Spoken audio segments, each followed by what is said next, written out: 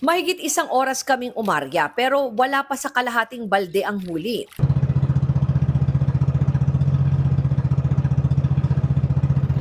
Kaya nagdesisyon na sina Alvin na lumayo pa para naman manghuli ng alamang.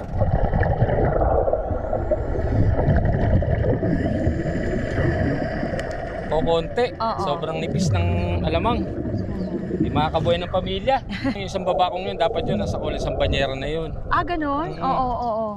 Eh wala, sobrang nipis. Ba't po kaya ganon? Wala, mas pangit ang tubig sa ilalim eh.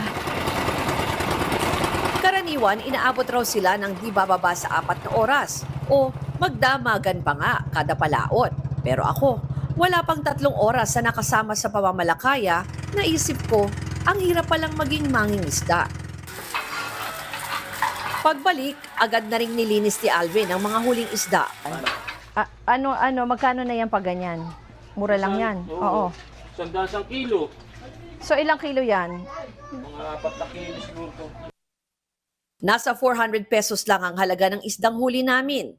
Ang alamang naman, wala pang 1/4 ng banyera, kaya nasa may 200 to 250 pesos lang yan. Tansya ni Alvin, nasa 600 pesos ang naubos naming gas, na dati ay nasa 300 pesos lang para sa ganong distansya.